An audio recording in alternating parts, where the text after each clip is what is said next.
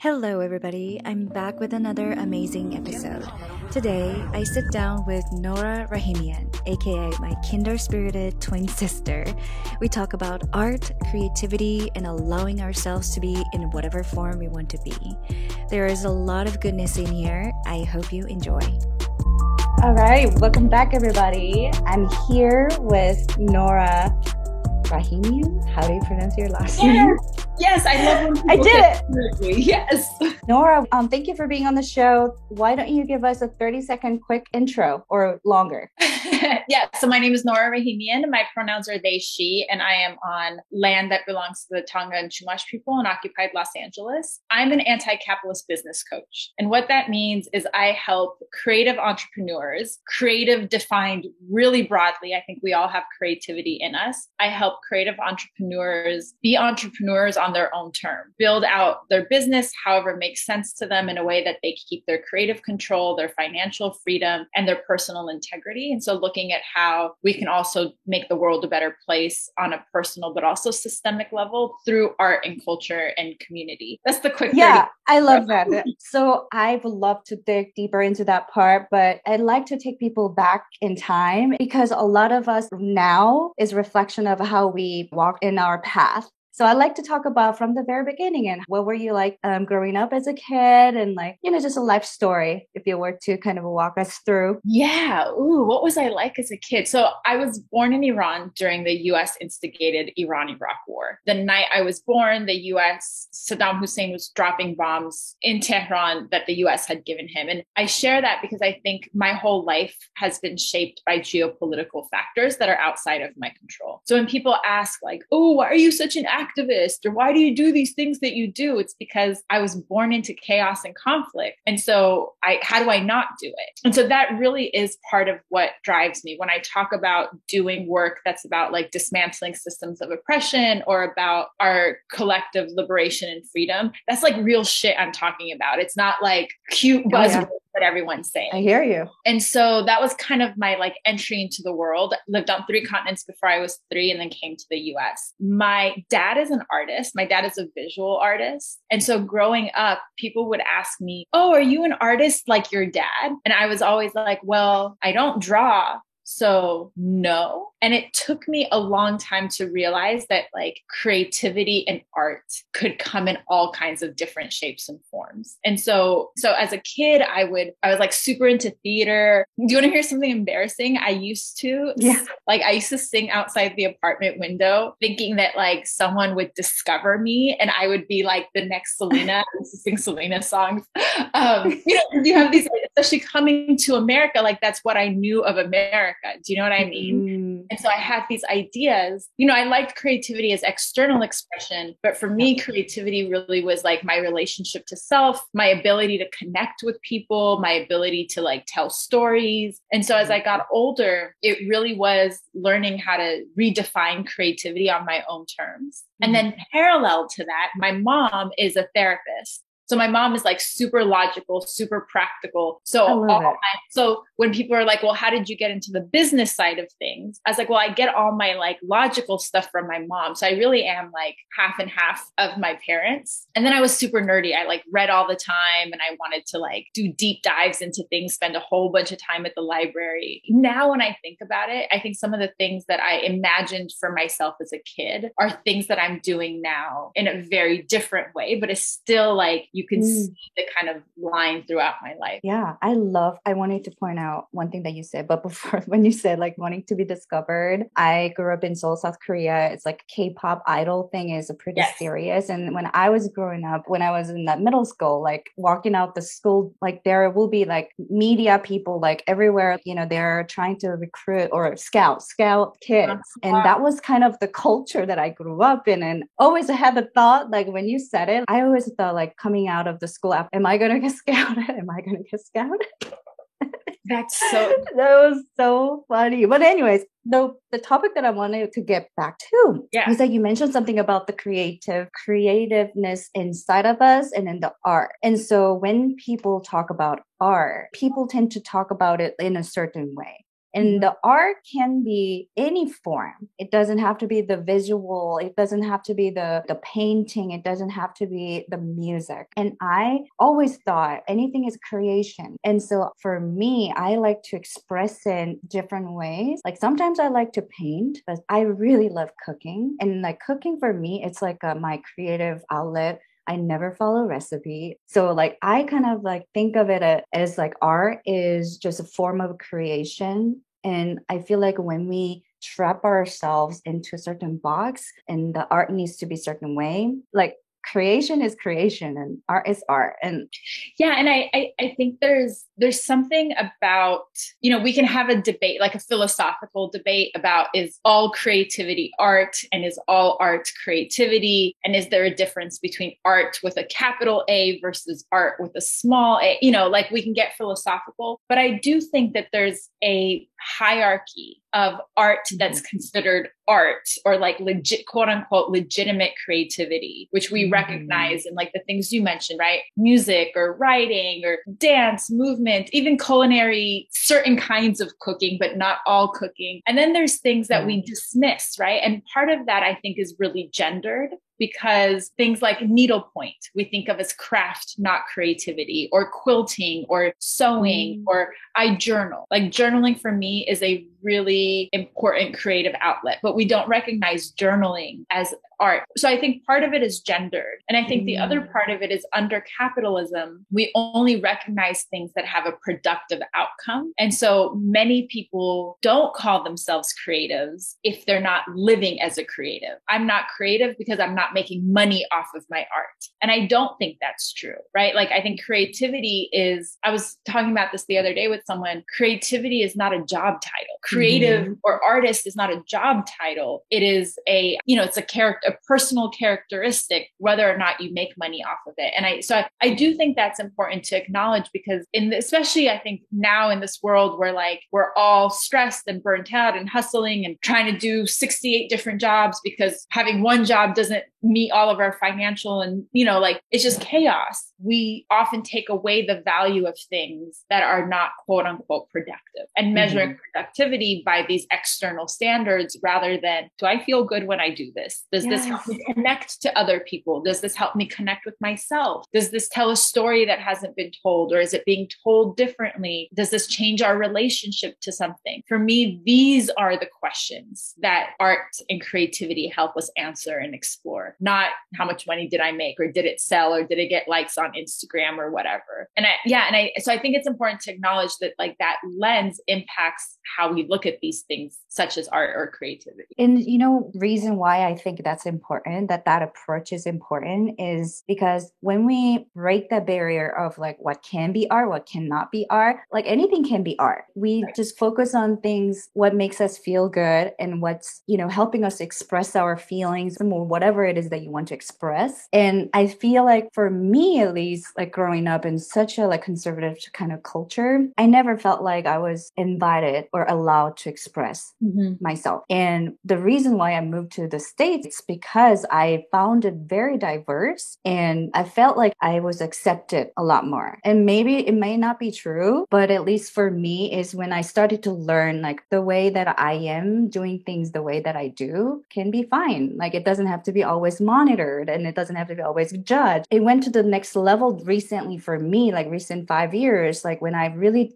dig deeper into like understanding my own self and really expressing my own desire, trying to be unapologetic about it. Like I'm still working in progress. I always have that, like, am I going to be good enough? And like those kind of a fear, but like, it's fine. It's not that good. I tried it. That's important to me because I can try it another time and it'll be better and then it'll be better. So I don't have to be the genius now for it to be okay, for it to be good. Yeah. And I see that a lot with artists that I work with, where the moment that they start creating for consumption, the way that they create changes, the permission they give themselves to experiment or make mistakes changes, because all of a sudden they're creating for an audience rather than creating for the sake of creating. And so it changes the relationship. And I think even if you create and no one sees it, if all I do is doodle at home and no one sees my doodles ever, ever, ever, that still counts as creative practice. And again, it's living in a culture in the US, at least, that is all about consumption and production and external validation. To do something and keep it for yourself is actually kind of radical. To say like, this is unapologetically for me and my own creative experience. I think that's a really valuable thing to do in building that relationship with yourself, but also in challenging some of these systems. I love it. I feel like you're literally speaking my language, and I feel like we're like a kindred spirit. So tell me all about your creative journey. Like, what sort of stuff have you tapped into? So I was super into theater. Like I love acting and plays. And I think if I didn't live in LA, I would definitely be somewhere doing community theater. Living in Los Angeles, it's like a whole other world and everyone is so serious. And I'm like, I don't want to be an actor, but like to, do some like small play would be really fun. That for me. And sometimes I have a group of friends and we're getting together just to do play readings. I love that. I write and poetry and like spoken word. I'm like a hip hop head.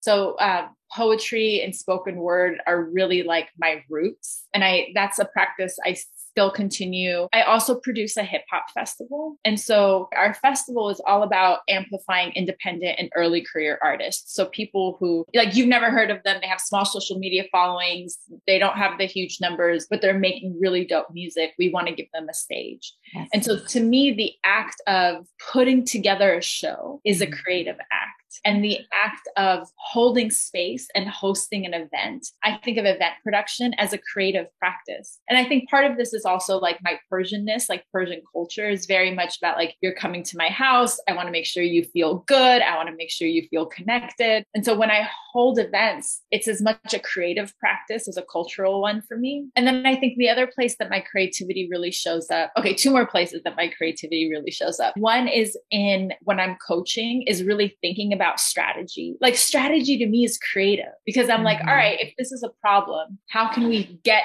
to the solution that we want in a creative way? Thinking outside of the box, thinking outside of what we do. And then finally, matchmaking. And I do a lot of creative matchmaking. So, I mean, in another life, I would have been a love matchmaker, but but I am a creative matchmaker. And I think I have a gift in seeing different people and how them coming together can create something new. Just today, I connected a photographer and someone who makes jewelry. And I was like, you two need to go work together. And so for me, I think my creativity shows up in both really conventional ways, but also some really, really unconventional ways. But it's not we're used to asking this question of like, what is your creativity? But our creativity isn't in the product. Sometimes it's in the methodology, but like my creativity is in me. It's in how I see the world. It's how I move, how it's just a part of me that manifests in all these different ways, kind of no matter what I'm doing. Yeah. What is your Enneagram? Do you know? Oh, I have no idea. I'm definitely an extrovert. I was going to say, because literally every single word you're saying is like that. That's something that I would say. And that's the mindset that I have. So I'm curious. You sound like you're very free spirited and express who you are and all that. Has it always been that way, the way that you grew up and like culturally, and like how did it all kind of came about? Yes and no. So I have always been this way. Like my mom says that my first words were like, I got this. I mean, obviously, but like my first words were like, Nora's got, I know how to do this. I got this. And so I think culturally, no.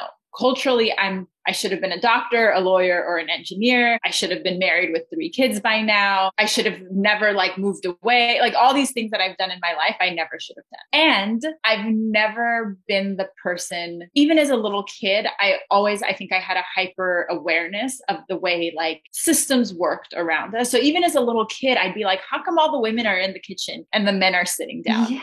And then I would ask these questions out loud and my mom would be like, shh, you can't say that. You can't say that. That's rude. And so I've been lucky to be in a family system that has seen my difference and given me space to lean into it rather than making me feel shame about it. And I think part of what's happened is by me pushing the edges and pushing the limits, I've created space in my immediate family system to allow others to do the same. My extended family does not understand what I do at all. They love to tease me about it all the time and make fun of like, oh, if you're an anti-capitalist, Nora, you're going to need me to give you money when you're broke. You know, like they don't understand. Right. Which is fine, because I think I've always known that by choosing something different, I wasn't going to be for everybody. Mm-hmm. And partly, I think this is also a thing about being in diaspora, where I'm first generation. And so we're always up at the edges of like connecting old world ideas with this current world idea. And so bridging the gap of like, what parts of culture do we want to keep, and what parts of our culture are not actually that healthy, or maybe not so supportive, that we want to push up against. And so there's some cultural work that's also happening in different ways. So I think I'm a unique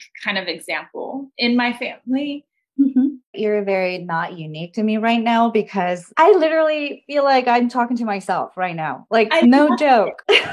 But can I tell you? So it's so interesting to me, right? Like growing up, I was like the only Persian kid I knew. I really was like this unconventional outlier, right? Like, and right. And so like, to me, this is the beauty of like virtual spaces where we get to find people, irregardless of geography or so many other factors, based solely on interests and values and like maybe some common experiences, that we are two people who never would have met each other had it not been for this like random Facebook group to say, hey, we're actually much more similar. And I think that's the beauty of creativity. That's the beauty of conversations like this, where we give ourselves permission to go deeper, right? Like to ask, you're asking personal questions, you're asking intimate questions, right? And you're opening up in an intimate way so that we can jump to these places where we connect on like a heart level or a spirit, right? This is going to sound like,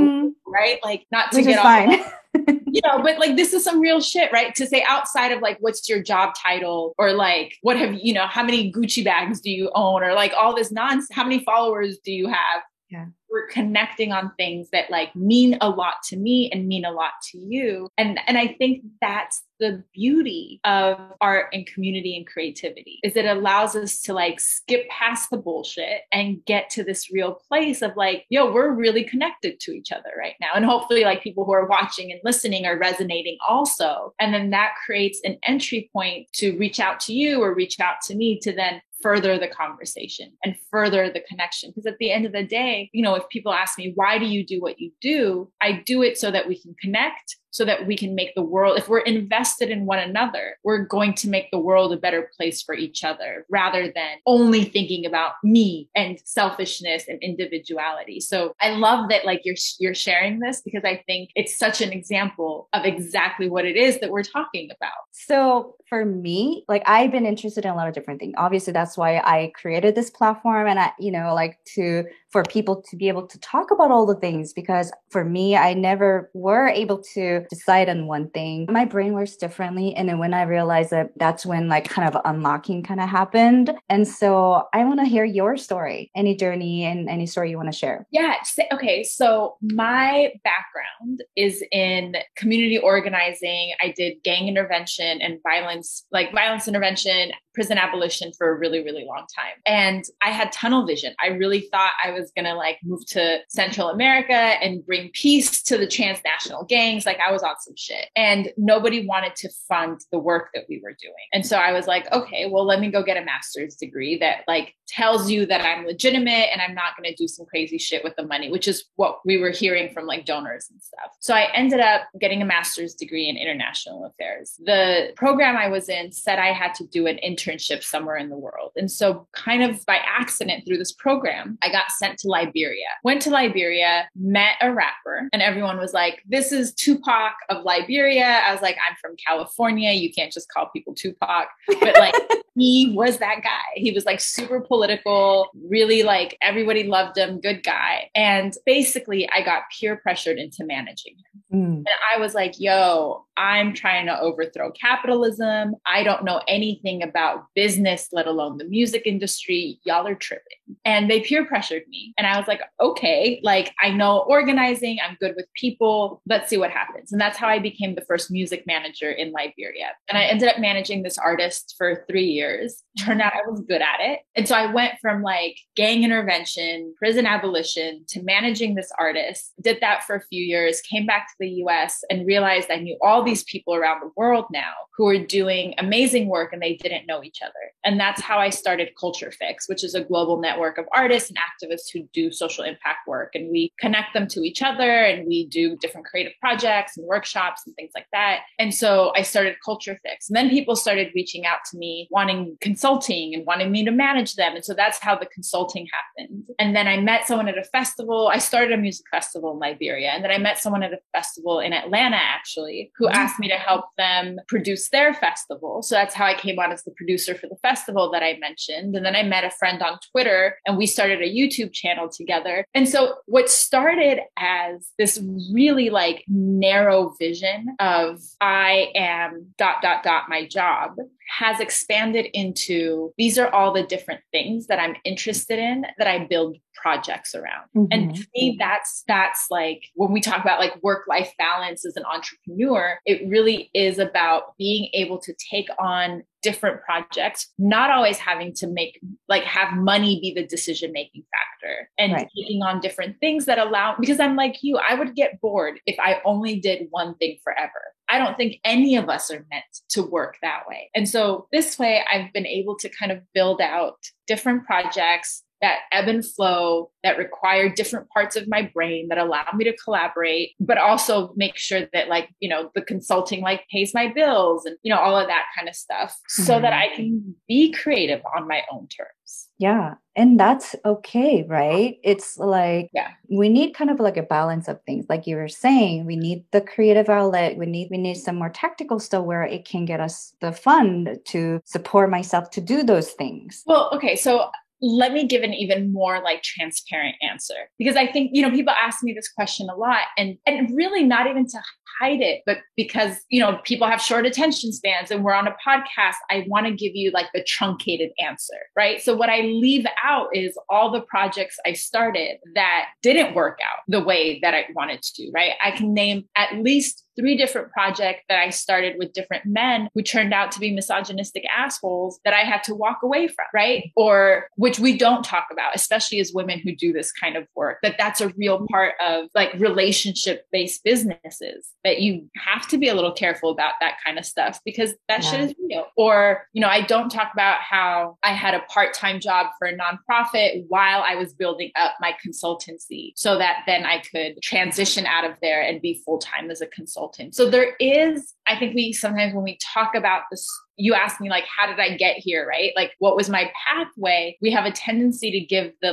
simplest answer. But the reality is it wasn't as linear as I represented to be, right? And there's all this, I have 15 years of false starts, and we started that and we stopped and that didn't work out. And then that didn't work out, but then 10 years later it did. And, and so none of it is linear, and none of it is as smooth as we sometimes tell in the retelling. So I want to make sure we capture that, because I think for people who are watching or who are listening, who are trying to start, sometimes that can be really discouraging when all you see is people's perfect, and then I did this and then I did this and then I did this and now here I am, versus no, I took 2 steps forward. I took 3 steps back. I took 2 steps forward. It really is, that's that process. And I think for me, what worked the best for me was allowing myself to step away from things that didn't feel good and trusting my gut and really focusing on relationships. And so that worked for me. And I think it's going to be different for everyone, but figuring out what that combination is for you helps kind of guide the process when you're trial and erroring it, because there's no blueprint. It's not like we're doctors and engineers where you're okay, now I go to med school and then I get my residency and then I will get a job. We make it up as we go. Mm-hmm. And so that trial and error is part of it, because no one's ever done it exactly the way you've done it before. Yeah.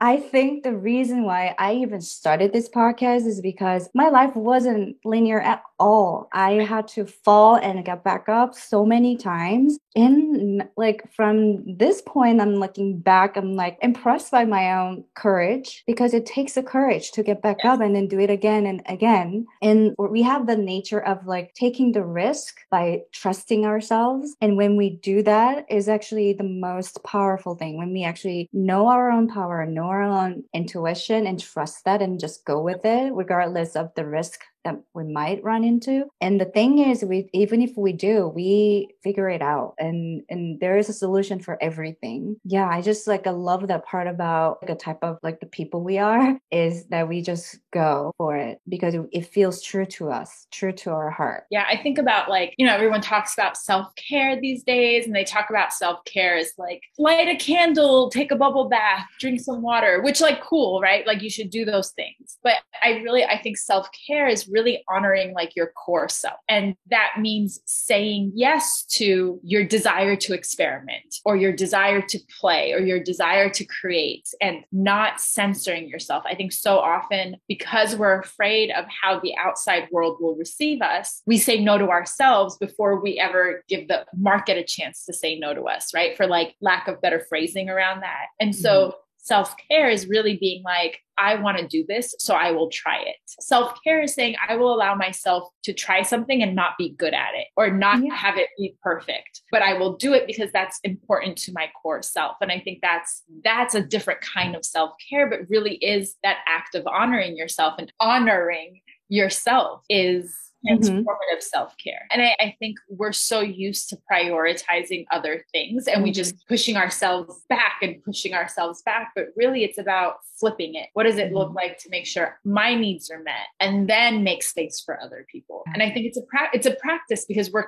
again, especially as women of color, we're often conditioned to put other people ahead of us. And so this act of saying, you know what? No, I'm going to prioritize me often goes against like all of our conditioning. Yes. Right. And so at first it might feel counterintuitive, but that's the work, right? Of honoring us. And then then we give permission to each other because now here you and I are talking about it. So we're creating kind of a normal, and then this is how culture shifts. So this is like, it's important work. That's so good. Good. So good. What brings you most joy these days? What are you into these days? Oh my God. So, did you see how my face? Yes. It's a funny story, but long story short, I co-parent my dog with my ex-boyfriend. And so we're like a divorced couple with like a visitation with the kid. Yeah. So, which is perfect because I don't want kids. Like, so it's actually perfect. But when I have my dog with me, he's such a reminder to be present. Like if I work too long, he'll come and like close my laptop and I'm like, okay, we're going to run around. We're going to play. We'll go to the dog park. We spent time together. And so he really does bring me so much joy because he really is a reminder to be all the things that we've been talking about, to be present, to play, to like, he's a dog. All he can do is honor himself. And so he's such a reminder. So my dog brings me joy. Journaling and like stickers make me really, really happy. And books. I'm like obsessed with little free libraries and my local Buy Nothing group. And so reading books, giving books away makes me really happy. You're like twins. Like I can't even comprehend this right now.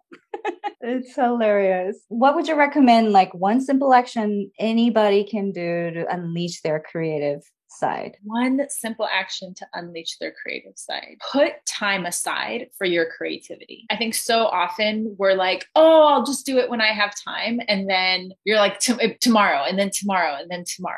And so it doesn't have to be big time. It could be 5 minutes, 10 minutes a day where it's just you and a pen or you and a song that you're going to move to, but really like putting the time aside and not worrying about the outcome. You're creating just for you. No one's going to see it. No one's going to judge it. No one's going to buy it. No one's going to like it. That like 5 or 10 minutes that's like on your calendar, that's just as important as like taking the dog out or picking up the kids or brushing your teeth. Giving yourself space to build tiny moments of creativity into your day, I think is really important. I love that. And I think it goes back to what you were just talking about. We practice this little simple action every day, and then you kind of train yourself that it is okay to express. It is okay to put something out there for no reason. Right. And then it becomes part of your muscle memory. Yes. Yeah. And then you can't tolerate because we get used to denying ourselves. Like the human brain is so resilient. We can get used to really shitty conditions. Mm-hmm. And so we get used to not being creative. We get used to denying ourselves. And so it's almost like you're reintroducing something to your life. And so introducing it in small, tiny bits and building up your tolerance again, almost, allows you to build that muscle memory so that it just becomes part of your life again. Mm-hmm. I love it. I love all of it. All right, Nora, I can talk to you forever, but I have only one question left for today. Before though, tell us where people can find you and any exciting news that you want to share or anything you want to share. I am at Nora Rahimian, NoraRahiman on Twitter, on Instagram, norarahimian@gmail.com. I just want to stress, like, I believe in all these things that we're talking about. So if you have questions or if I said something that kind of like resonated with you, holler at me and let's talk about it. And if you mention Kate's podcast, I'll offer $25 off your first consulting session with me. If you're interested in a one-on-one coaching session or a consult around how you can kind of do your creativity on your terms and maybe build that out into a business if that's something you're interested in. So just mention the podcast and I'll hook you up. Yay. That's so exciting. Thank you for throwing that on. All right. My last question for you, my darling, is what advice would you give to your younger self? It's okay to mess up.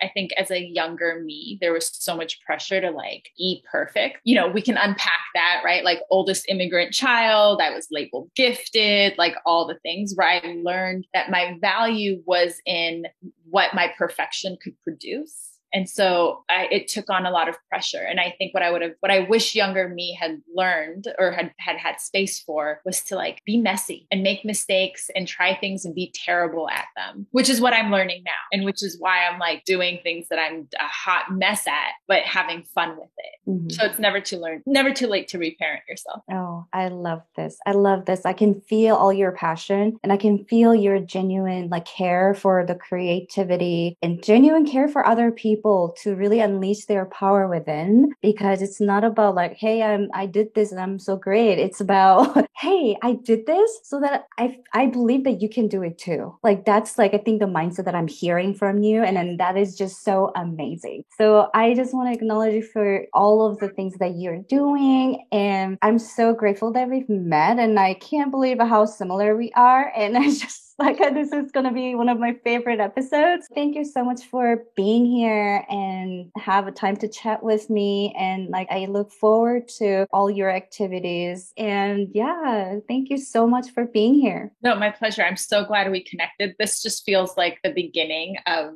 so much more. So I'm excited for what lies ahead for us. That wraps up this episode, and I hope you enjoy the conversation. If this story served you in any way, I'd love for you to leave your review on this podcast. Don't forget to connect with me on my Instagram, Multi-Passionate Genius. And if you have a story to share, I would love to feature you here. So send me a message on my Instagram. Lastly, no matter what, I believe in you and I'm rooting for you. So go out there and create the life you want.